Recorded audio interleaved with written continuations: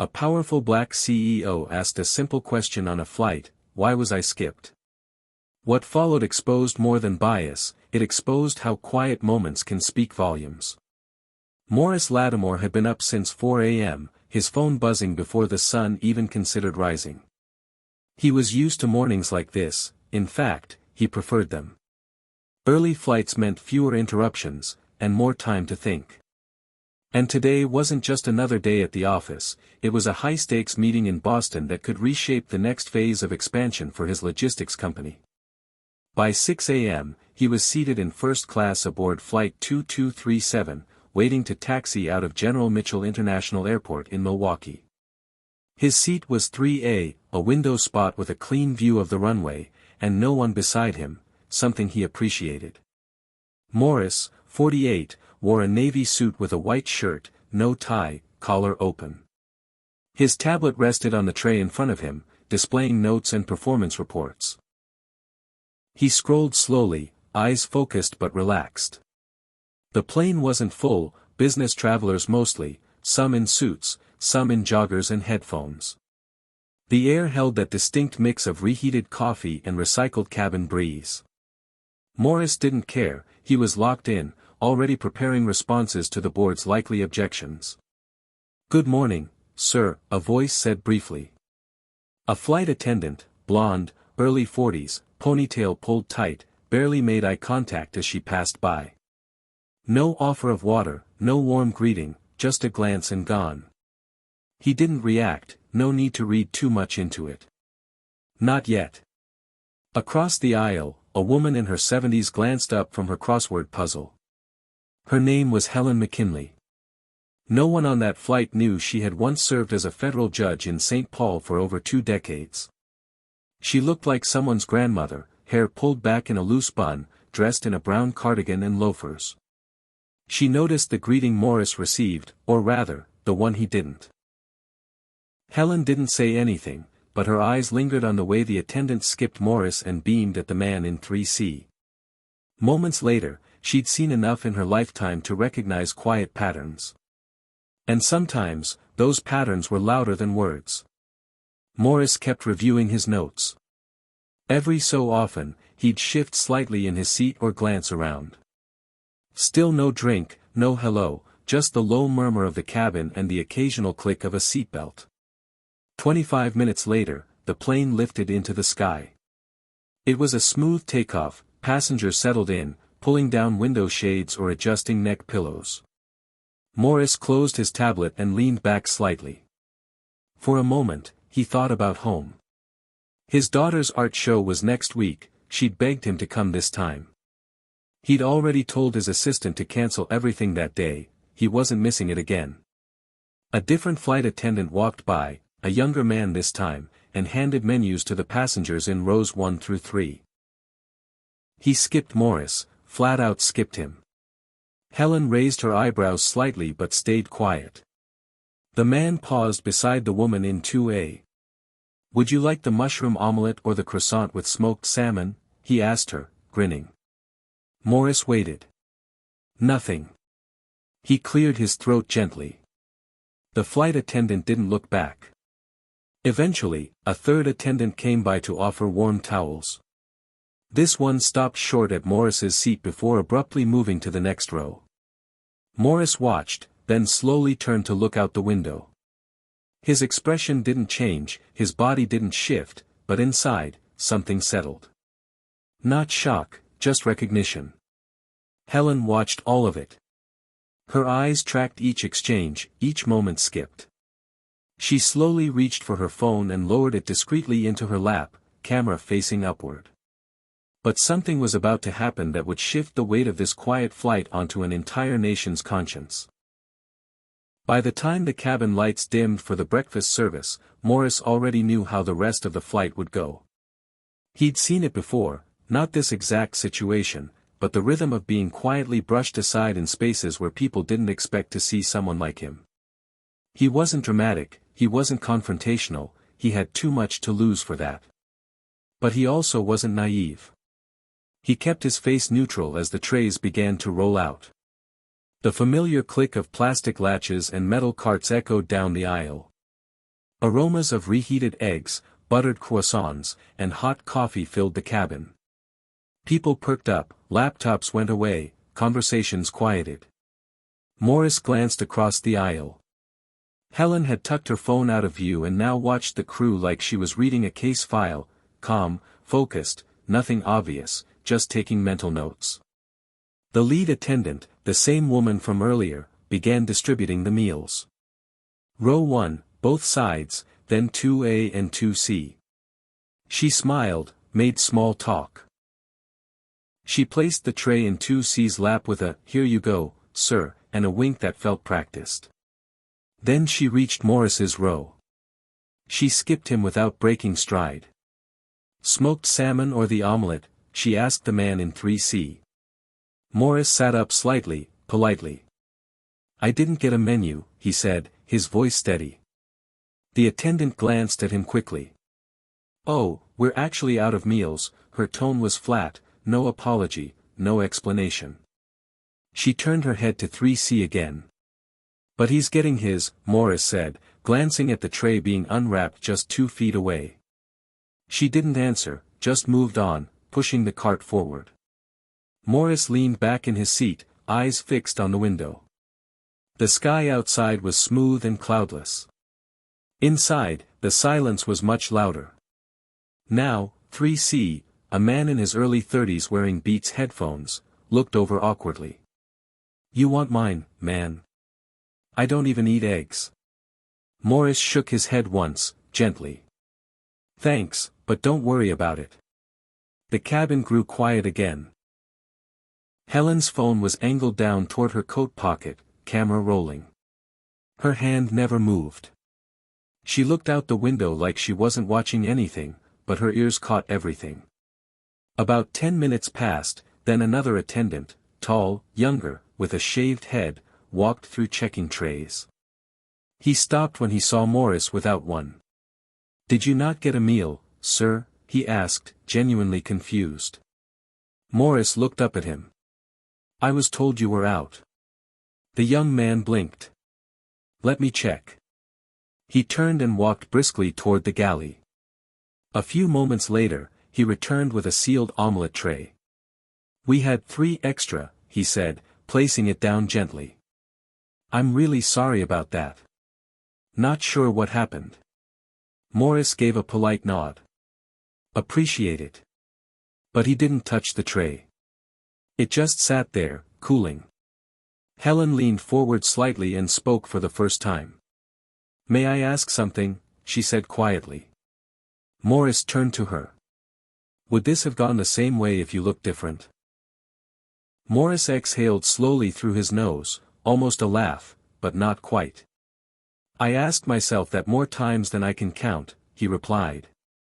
Neither of them said anything else for the next half hour, but the silence between them wasn't empty. It was full of understanding, of calculation, of knowing exactly how thin the line is between being served and being ignored, and how often that line moves depending on who's watching. A few rows back, someone scrolled past a tweet about breakfast. Another passenger chuckled at a podcast.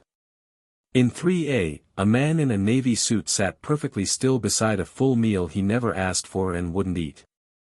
But the real story hadn't even started yet. And what was quietly captured on Helen's phone was about to make a lot of people very, very uncomfortable. By the time the captain announced their descent into Boston Logan, the flight attendants had returned to autopilot, smiling, offering water refills, collecting trays. No one mentioned what had happened in row 3.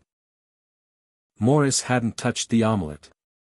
He had spent the rest of the flight rereading the quarterly review on his tablet, not because he was focused, but because it gave him something to look at that wasn't a wall of forced politeness and invisible lines. Helen McKinley had stopped pretending to do her crossword. Instead, she'd watched quietly, carefully. Her phone rested face down on her lap now, but she'd gotten what she needed. 3 minutes and 17 seconds, that's how long the recording was. Enough to show the moment Morris asked why he was skipped. Enough to catch the way the lead flight attendant's tone turned sharp when answering him. Enough to highlight the expression on Morris's face, composed, but heavy. She didn't know if she was going to use it. She hadn't decided. But she knew one thing: if she didn't capture it, no one would believe it had happened at all. As the plane taxied toward the gate, passengers began stirring, stretching, checking phones, adjusting coats. The energy shifted. People moved on.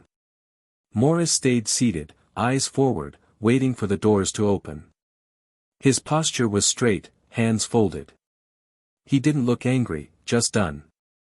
The first-class cabin emptied fast. Business travelers were in a rush, meetings to get to, calls to return. Morris stood, took his briefcase from the overhead bin, and gave a quick nod to Helen. "Have a good day," he said. "You too," she replied, then added, "Don't let this slide." Morris paused, looked at her. "I won't," he said. Outside the gate, he moved with purpose but without hurry. The terminal was buzzing with morning movement, gate changes, announcements, luggage wheels dragging across tile. He found a quiet spot near a phone charging station and opened his laptop. 15 minutes later, he filed a formal complaint through the airline's digital portal. It was methodical, not angry, just a clear summary of events. He didn't exaggerate, didn't speculate. He listed the flight number, the time, the names he remembered from the crew's badges, and a direct quote from the attendant who told him, "We're out." He clicked submit. And that could have been the end of it. But Helen had other plans. She sat on a bench in the terminal, sipping from a travel mug, debating her next move. She hadn't touched social media in weeks, but something about the moment, it sat heavy on her. She pulled out her phone, trimmed the video, and typed.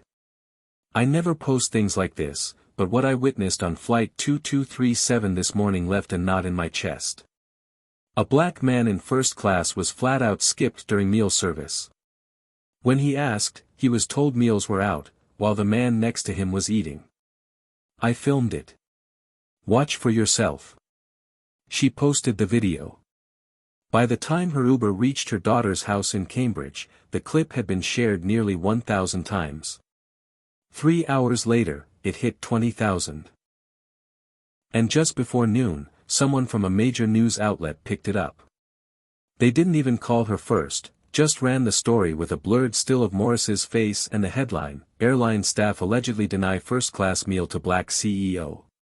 That word, allegedly, sat wrong with her. She had the proof. She'd lived it. Morris, meanwhile, was already in the conference room at the Seaport District, presenting to executives who had no idea his morning began with a quiet act of disrespect. He kept his tone measured, his slides tight. He didn't bring up the flight, not yet. But when his assistant leaned over and whispered, "You're going viral on Twitter," he blinked once. No reaction.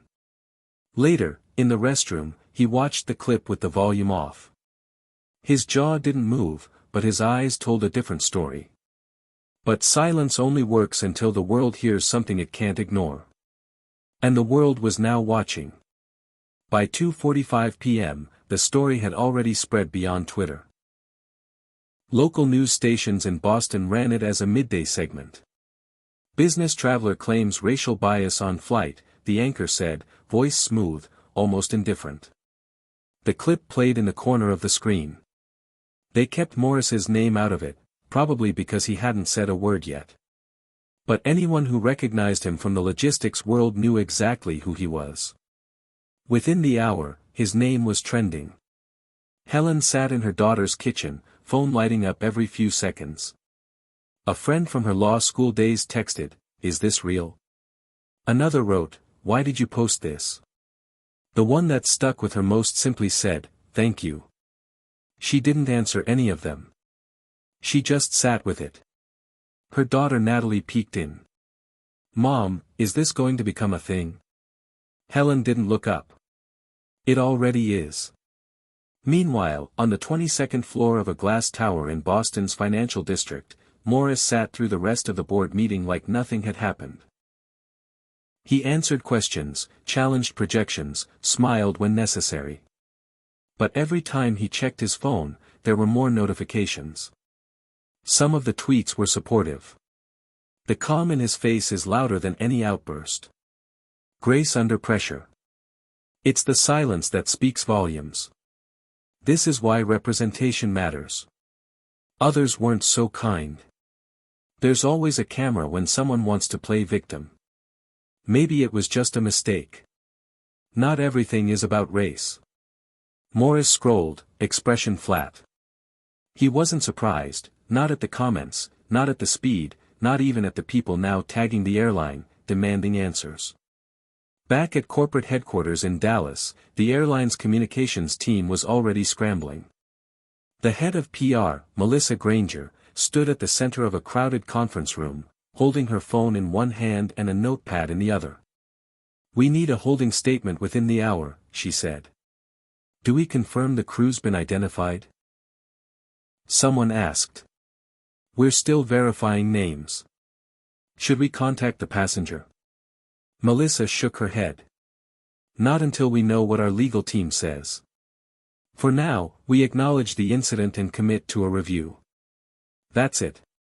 And so, at 3:12 p.m., the airline posted a short, tight message to all their platforms. "We are aware of a video circulating involving a recent flight and are actively investigating the situation. We do not tolerate discrimination of any kind and are committed to treating every passenger with dignity and respect." It wasn't enough. Comments poured in by the second. "You don't tolerate it. Looks like you did exactly that. This isn't just about a bad crew, this is about who gets believed and who gets ignored. Where's the apology?" By 5 p.m., 3 former employees of the airline had posted anonymously on Reddit, claiming they had experienced or witnessed similar behavior on other flights. One of them wrote, "First-class crew is often quietly trained to manage the section's tone. Translation: favor the regulars, ignore the rest." The story wasn't just Morris's anymore. It was everyone's. Reporters called the company's media line non-stop. Producers at major networks reached out to Helen through her LinkedIn inbox. One offered to fly her to New York the next morning. She declined. She wasn't looking for attention. She just wanted people to understand that what she'd witnessed wasn't loud or dramatic, it was quiet, subtle, but unmistakable. A microaggression caught on video, magnified for the world to see. At 6:47 p.m., a woman who had been seated 2 rows behind Morris posted a reply to the video. "I was on that flight. I saw what happened. I didn't speak up, and I should have. Watching this now makes me sick." That's when things shifted. The pile-on stopped feeling like outrage and started sounding like a reckoning. Because now, it wasn't just Morris. Now, it was someone else saying, "Yes, that happened. And I let it." But silence can only shield people for so long, until enough voices break through and force the truth into the light.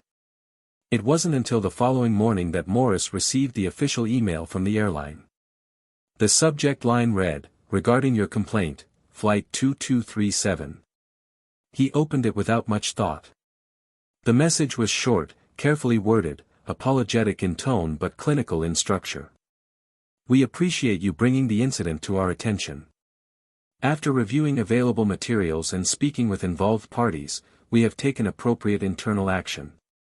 The crew members responsible have been removed from active duty, effective immediately." No names, no direct apology, no real admission. But the message was clear enough.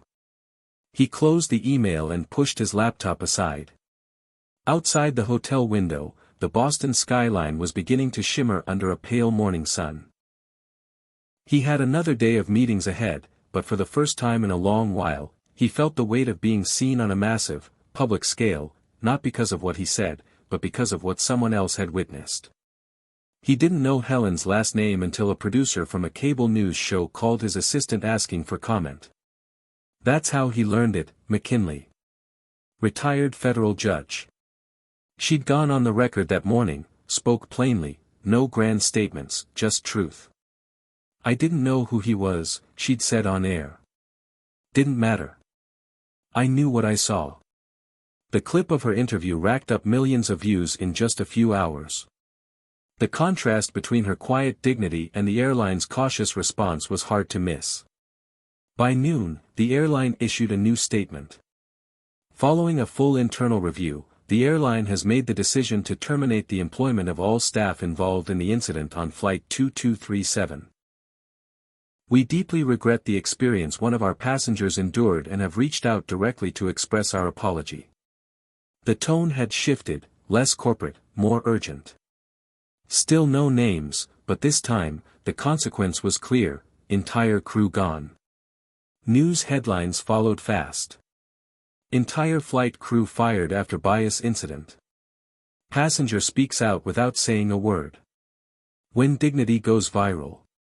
Morris received dozens of calls that day, from colleagues, partners, even a few board members who admitted sheepishly they had seen the video before they knew he was the man in it.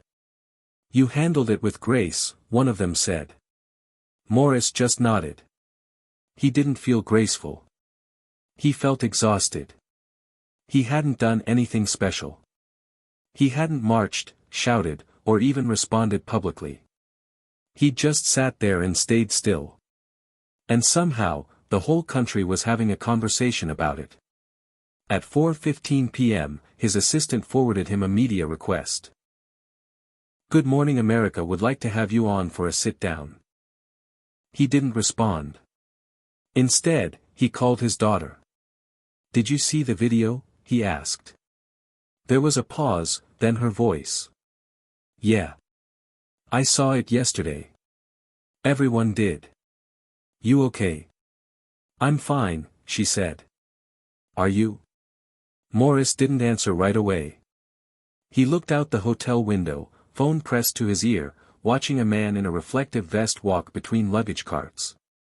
"I'm used to it," he said. "But that doesn't mean it's okay," she replied. He smiled softly. She was right. Across the country, opinion pieces flooded the internet. Some praised the airline for acting swiftly. Others criticized them for not addressing the deeper issue. One columnist wrote, "It's not about firing a crew. It's about why people felt comfortable enough to behave that way in the first place." That line stuck with Morris, because that's exactly what he'd been thinking. But knowing you're right doesn't always mean you're ready to speak. And Morris still hadn't spoken a word to the public. Not yet. 2 days later, Morris stood behind a podium in a conference center in downtown Cincinnati. It was an annual summit for supply chain executives, a place where words like efficiency, resilience, and logistical innovation got tossed around like currency. He hadn't planned to address the incident. In fact, his keynote was supposed to be about international freight strategy. But the air in the room had shifted. Everyone knew. Everyone had seen the clip. Even those who hadn't shared it still watched it. And now, everyone was waiting to hear what he had to say, not about trucks or shipping routes, but about that 3-minute moment in row 3. He adjusted the mic. "I'm going to take a detour from my prepared remarks," he said. "We'll get to freight strategy in a bit." A few people chuckled. Most sat still. "I've been asked to speak about what happened on that flight, not because I said anything about it, but because people saw it. And I guess now they want to know how I feel." He paused. "Well, I wasn't surprised. That's the truth. I wish I could say I was, but anyone who's had to keep proving they belong in a room they already earned their way into knows exactly what I'm talking about." The silence in the ballroom stretched. No one checked their phone. "I didn't raise my voice. Didn't demand anything. I didn't record anyone. I didn't make a scene. I asked a question. I got an answer. That's all." He leaned slightly forward. "But here's what matters, someone else saw it. Someone who didn't have to say anything, and they did." A few heads turned toward Helen, who sat in the 4th row, invited by the organizers at the last minute. Morris continued. "You want to know why that video hit a nerve? Because people saw someone being treated like they didn't matter, and they recognized it.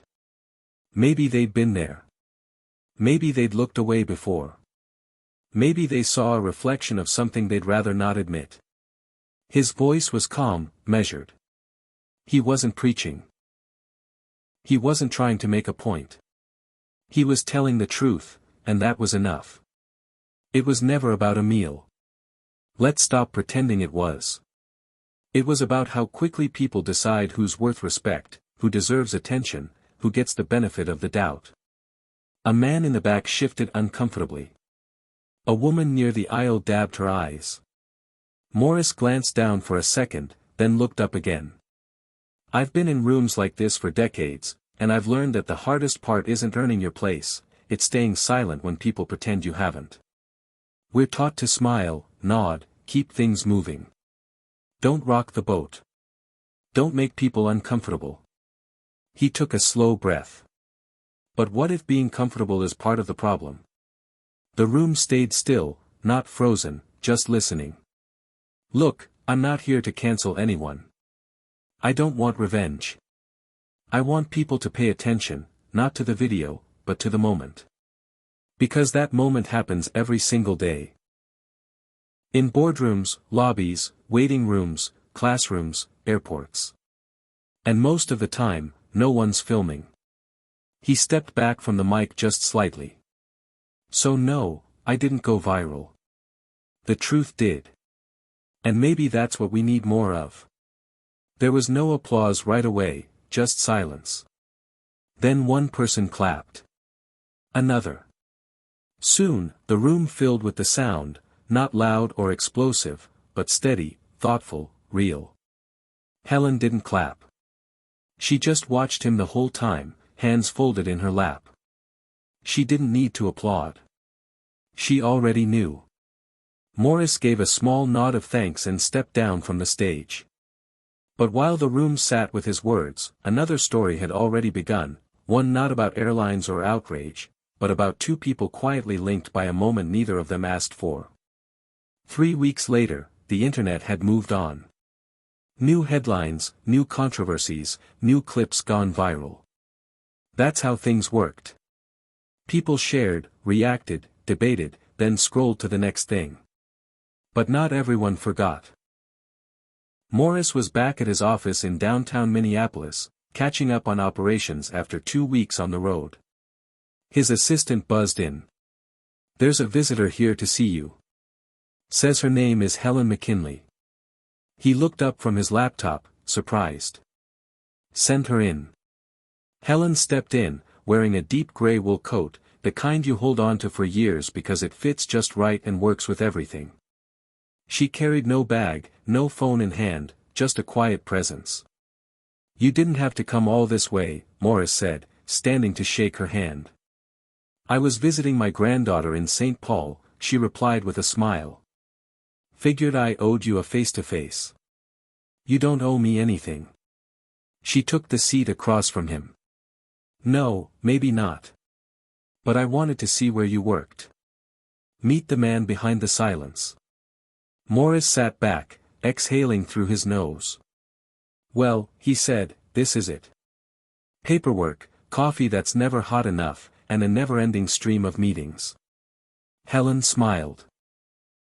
They sat in silence for a moment, not awkward, just comfortable. "Do you regret posting the video?" he asked eventually. She shook her head. "Not for a second." He nodded. "What about you?" she asked. "Do you regret staying quiet?" Morris didn't answer immediately. "I think silence has its own language," he said. "People assume if you don't react, you're unaffected. But silence can be louder than shouting, especially when people are paying attention."